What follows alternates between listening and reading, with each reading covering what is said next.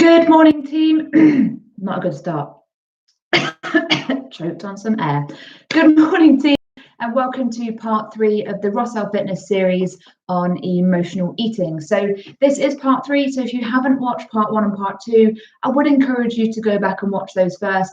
However, this will work as a standalone actionable resource on it by itself. So if you don't want to go back and watch part 1 and 2, then you don't have to, but it's just to flesh out your understanding of how we got to this point in our journey. So we've talked about where emotional eating comes from, how to identify our emotions, how to identify our triggers.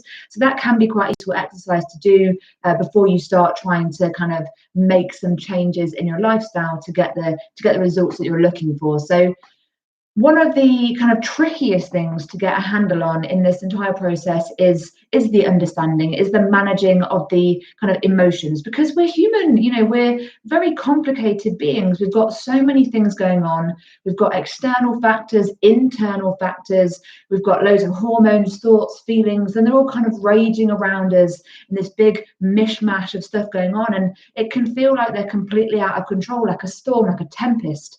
And over time, if we don't recognize these things, if we don't understand, then we can become a slave to these emotions, particularly if we learn from a young age that we can control or manage our emotions with vices to make ourselves feel better in the moment. So things like food, alcohol, drugs, Netflix, procrastination, and that sort of thing. That there's so many different things that we can use to kind of dampen down how we feel, to kind of basically ignore the actual feeling and just give ourselves that happy little boost in the moment, which unfortunately is then usually followed by the guilt and shame spiral after. So we have an awful lot of things that we can do fairly instantaneously that help us to hide from the reality of how we actually feel.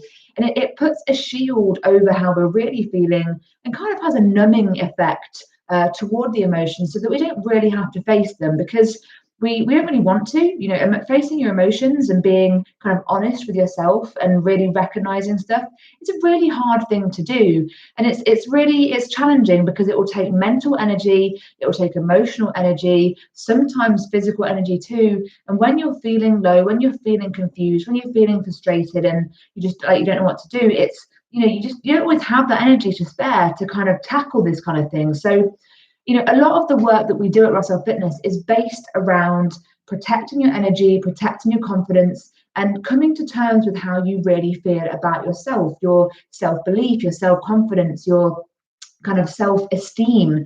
So it really does take an incredibly brave human being to look inwards and pull out the really kind of truthful reality of the situation that you're facing. And particularly if you have any kind of situations or circumstances that happened in your past that are kind of driving this behavior, that's terribly, terribly hard to face. If you haven't faced it, if you haven't gone through it with a counselor, if you haven't worked through those feelings and what happened to you, then that's a really, really tough thing to do. So just by being here watching this video is a really huge step forward, in that you're contemplating kind of facing that and contemplating making some changes. So I will be here for you every day. I will reach out every day and offer you the chance to talk, because I know what it felt like. I know what it was like back then when I was struggling with this, when I was struggling with being a binge eater.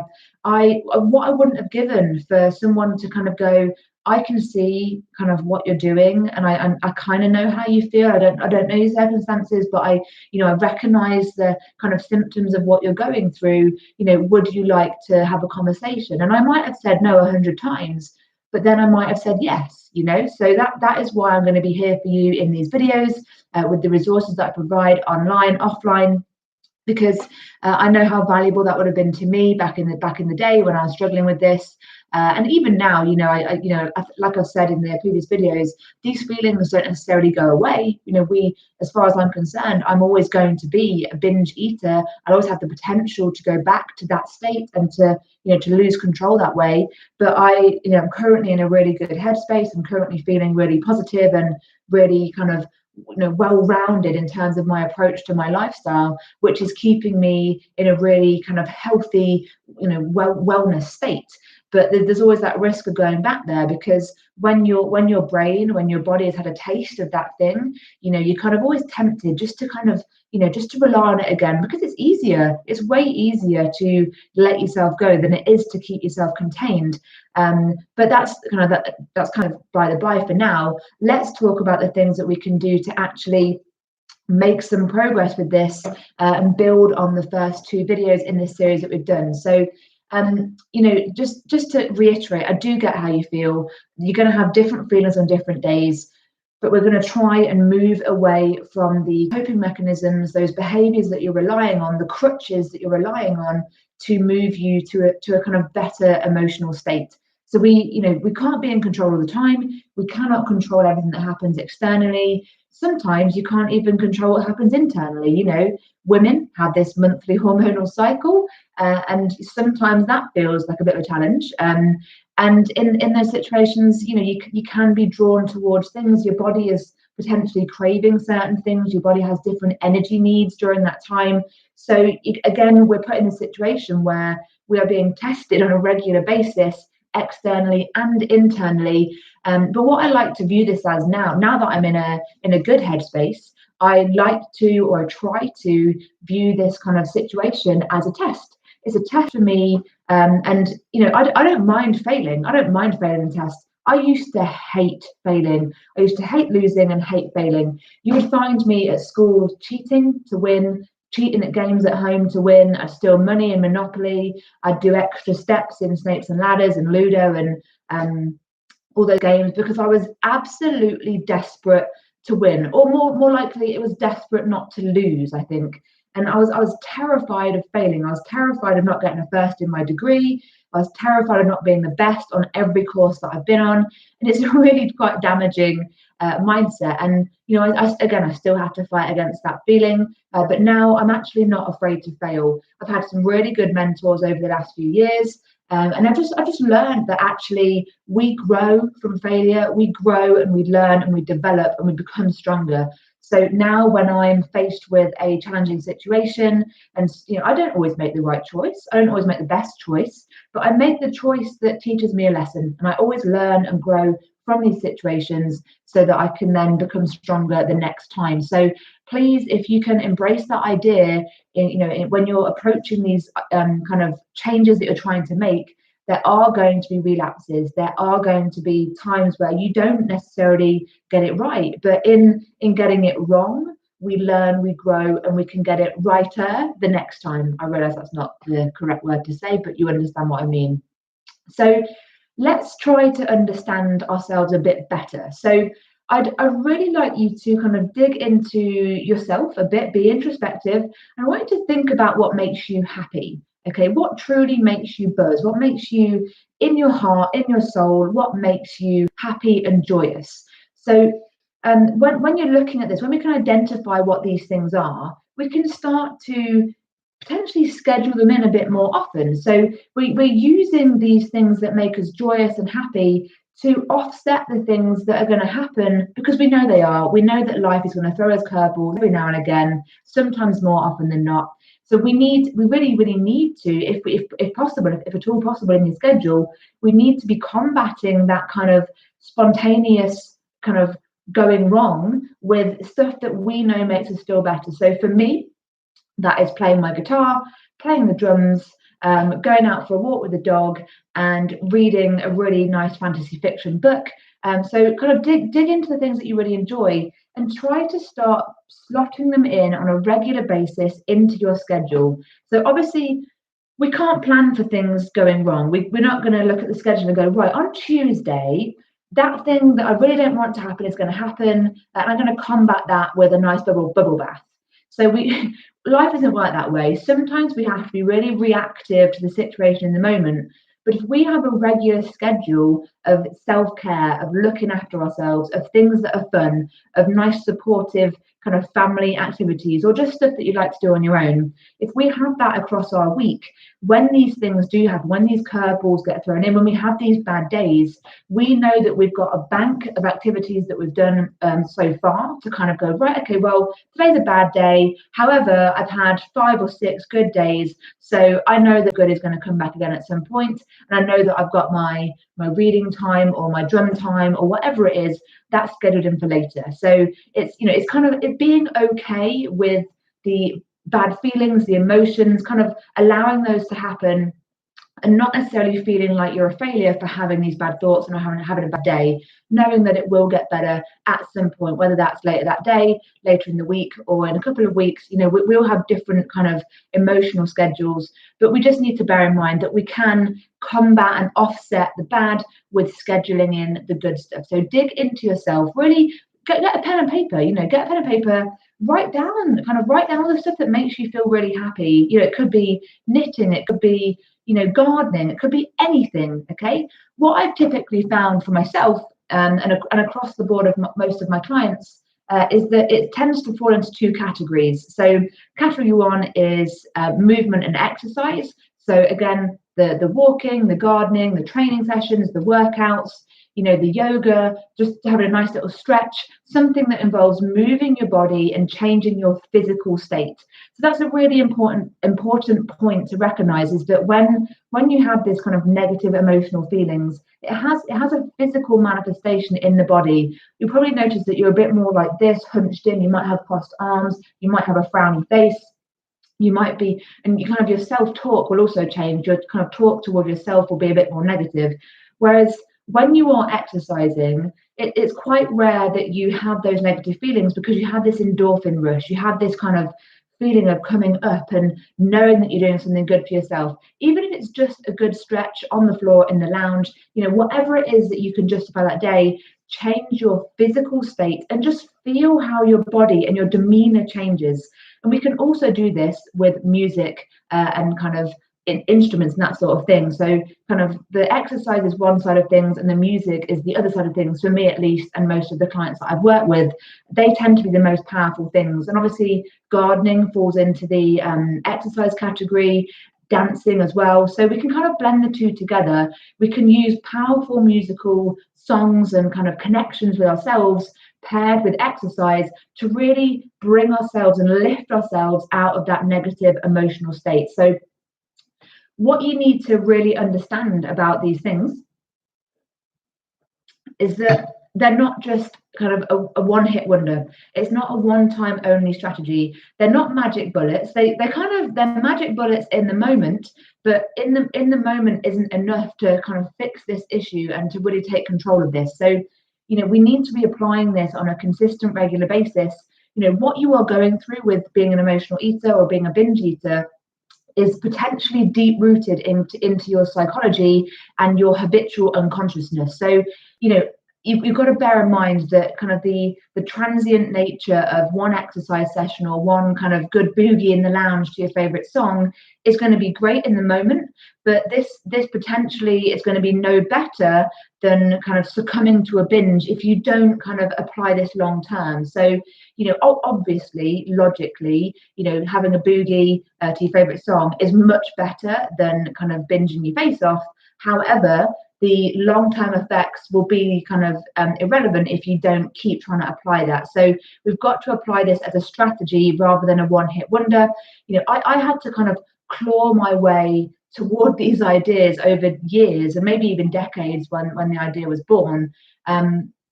And the kind of the things that you really need to understand are that not everything that you try will feel right in the moment or at that time. So some of the ideas that you might think, gardening, that's not for me. These are just kind of spitballing ideas so that you can kind of come up with your own things that really work for you. This is why I encourage you to kind of get a pen and paper and dig into yourself for what really makes you happy. But obviously you can use these as examples to get you started. So not everything that you try will feel right to you. So you've got to maybe kind of make a list when you try something. Okay, that felt really good. That didn't really do anything for me. So you might not try that, but don't burn it off altogether. That thing that didn't work today, that might work in a week's time. So just keep things nice and flexible. Keep the ideas rolling. One day you might feel like having a bubble bath. Another day you might feel like going to do a workout. So you've got to bear in mind those daily, weekly kind of fluctuations in what you're drawn towards. So experiment with the ideas and kind of feel out the ones that feel right to you. The big thing to remember is that you might take steps back, okay? You might take steps backwards or sideways before you really start to feel that you're moving forward with this. You may experience some really powerful relapses. And this, like I said, this is okay. Try not to hide them. Try not to hide from them. Try not to blame yourself or shame yourself.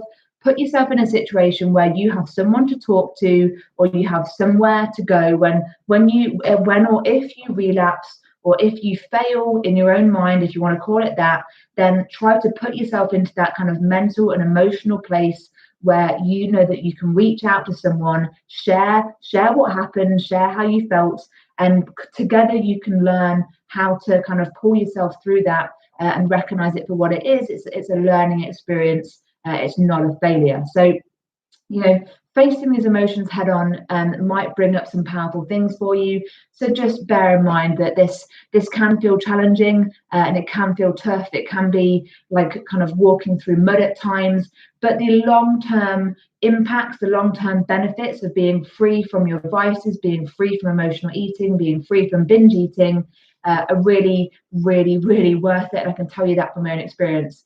So remember, I'm not an eating disorder specialist. I am just an individual who has been through this. I've been a binge eater. And like I said, I will always potentially be a binge eater. I've always got the potential to go back there. This is just my own personal account. It's my own personal kind of story being laid out for you to help you to see that you're not alone.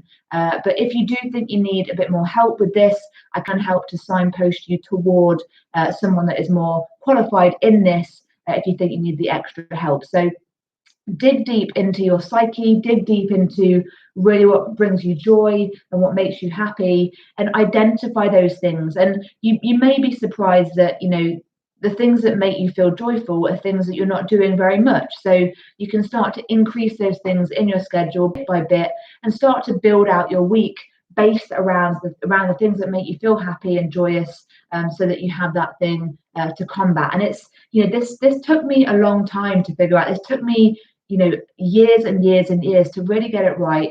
And I'm still tweaking it now. I'm still tweaking it now as a recovered binge eater.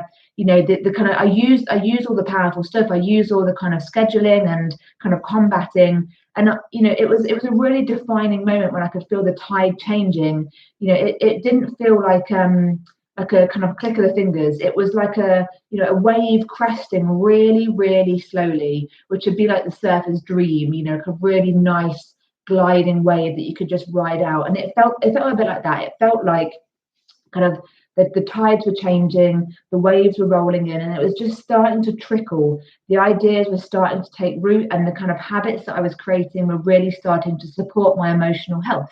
So the delving deep, the kind of introspection, the understanding yourself better is incredibly powerful if you're willing to do it. If you need some help, if you need some kind of someone to bounce ideas off, please come to me. I'm more than happy to have a chat with you, to answer your questions, and to just generally kind of hear your ideas on what makes you feel happy and how you think you can battle with this. But yeah, explore, experiment, and experience how you can change your physical state, because your physical state is a manifestation of your emotional state. So if you can help to change the physical state, again, like I said, whether it's dancing, music, sports, anything that you can think of, try different things. One day you are going to wake up and feel like you're in more control. We're going to have this up and down journey. We're going to wake up some days on a real high and think, yeah, I've got this. And then you're going to find yourself back down here. I promise you will, because I still experience this. That is part of being human. That is part of having emotions and feelings and thoughts. That is part of dealing with this kind of roller coaster of life that we go through. But if we can understand ourselves better, we can recognize it. Okay, so please talk to me if you want to. If you'd rather journal, if you'd rather talk to someone else, please just start to recognize and start to understand yourself a bit better. And if this were easy, then everyone would have it down to a T. This is not easy stuff, but the actual habits that we can create are quite simple. And I really encourage you to make them as simple as possible, so that it kind of feel less resistant to them. Okay, so what we need to realize at the moment with all the things that are going on in the world outside is that this is actually quite a good opportunity to get this started. So we're kind of stuck at home right now. We're kind of, potentially have a bit more time to do things. So use this time to start the journal, or start the video log, or start the brainstorm on the ideas that you want to implement.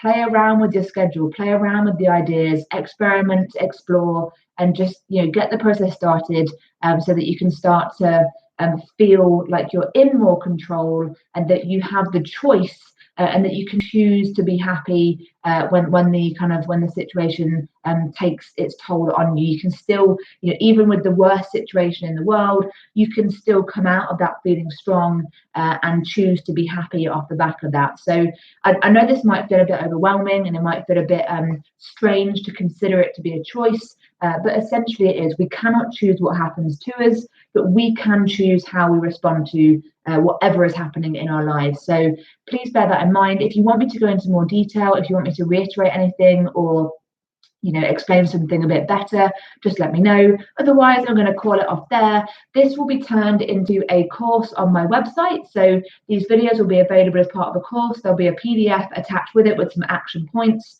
and there'll also be some kind of quiz questions to test your understanding. Okay, so give me a couple of days or a week or so to get that set up, and then I'll share the links out. So it'll be a video, a PDF, some resources and action points, and a course that you can do piece by piece to kind of develop your understanding. And then again, you can always come back to that at any time and repeat the course whenever you want to. Thank you so much for your time today. I really appreciate it. Please talk to me if you need to. I'm here for you if you need some help.